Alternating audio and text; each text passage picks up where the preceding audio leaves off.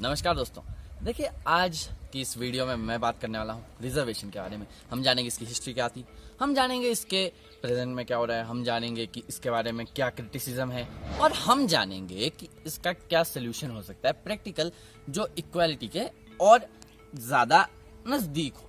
ठीक है, तो हिस्ट्री की बात करें तो रिजर्वेशन की शुरुआत हुई जब 1932 में B.R. अम्बेडकर एंड महात्मा गांधी के बीच पूना पैक्ट साइन हुआ, जिसमें दलित्स को इलेक्टोरेट्स, जो जनरल इलेक्टोरेट्स है, जिसका मतलब होता है कि मान लीजिए कोई कॉन्स्टिट्यूएंसी ए है, तो उस कॉन्स्टिट्यूएंसी ए में किसी स्पेसिफिक कम्युनिटी का ही व्यक्ति एक रिप्रेजेंटेटिव के तौर पे खड़ा हो सकता है किसी इलेक्शन के अंदर, पर वोट जो है सभी दे सकते हैं, उसको कहते हैं जनरल इलेक्टोरेट्स। तो वो पूना पैक्ट के बाद महात्मा गांधी के एग्रीमेंट के साथ मिले थे दलित्स को। उसके बाद 1947 में जब संविधान बना तो SC STs को रिजर्वेशंस मिली। 1980s के अंदर जो मंडल कमीशन है, उसने केंद्र सरकार को ये सुझाव दिया कि हमें अकॉर्डिंग टू सेंसस ऑफ 1931, जिसमें ओबीसीज की संख्या 52% थी of the total population of Hindus, हमें उनको 27% ऑफ रिजर्वेशन देनी चाहिए in employment and education sector. 1992 में जब सुप्रीम कोर्ट के नजर पे ये चीज आई और उन्हें ये समझ आया कि रिजर्वेशन का कोटा 49.5% तक पहुंच चुका है, तो उन्होंने एक स्टेटमेंट दी जिसमें उन्होंने कहा कि जो रिजर्वेशन कोटा है वो 49.5% के बाद और ऊपर नहीं बढ़ सकता।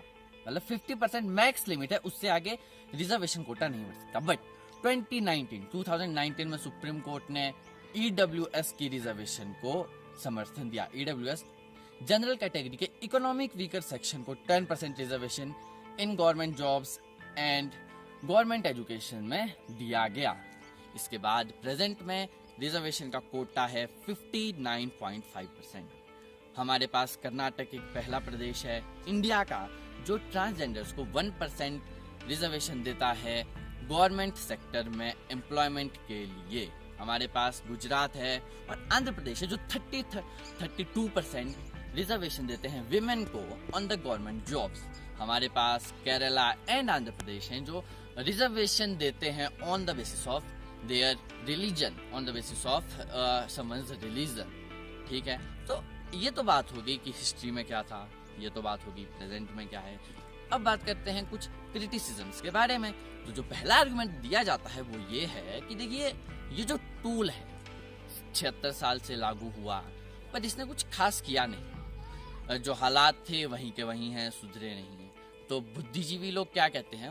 बुद्धिजीवी लोगों का ये कहना है कि देखिए, 3000 सालों से ब्राह्मणों के पास एजुकेशन के लिए 100% रिजर्वेशन थी, और अब उन्हें मिर्ची इसलिए लग रही है क्योंकि उनका जो है हक छीना गया।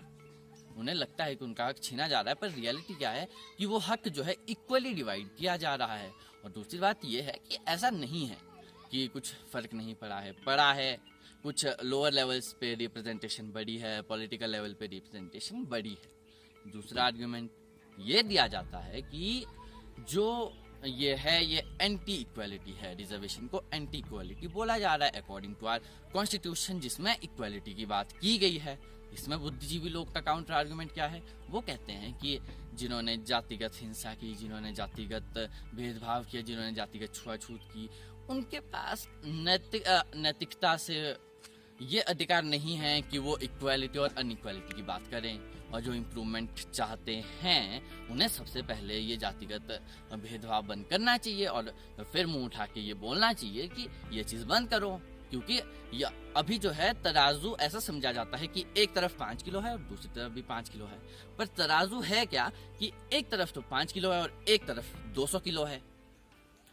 देखिए दोस्तों, मेरे ओपिनियन में इसका एक और प्रैक्टिकल सोल्यूशन हो सकता है। वो क्या है? अब हमारे पास इंडिया में जो 100% पॉपुलेशन है, जो 140 करोड़ है, उसमें से 80% हिंदूज हैं। अब मान लें कि अगर वो 80% 100 हिंदू हैं और हमारे पास जो हिंदूज के लिए 80% हिंदुस्तान की अपॉर्चुनिटीज होनी चाहिए, उनकी संख्या भी 100 है, तो हिंदू भी 100 हैं और हमारे पास अपॉर्चुनिटीज भी 100 हैं, तो दोनों इक्वल हैं। तो हमें सरकार से ये मांग करनी चाहिए कि सबसे पहले जातिगत सेंसस हो, क्योंकि उन लोगों को शर्म नहीं आनी चाहिए इस तरह का सेंसस कराने में, जब जिसने इस तरह की जातियां बनाई और इन तरह की जातियों को प्रमोट करके अपना वोट बैंक बनाया।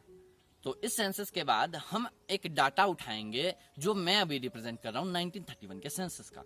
तो जो 52 ओबीसीज है उनको 52 अपॉर्चुनिटीज दे दो, जो 22.8 जनरल है उनको 22.8 अपॉर्चुनिटीज दे दो, और जो बची अपॉर्चुनिटीज है वो बच्चे SC/STs के हाथों दे दो।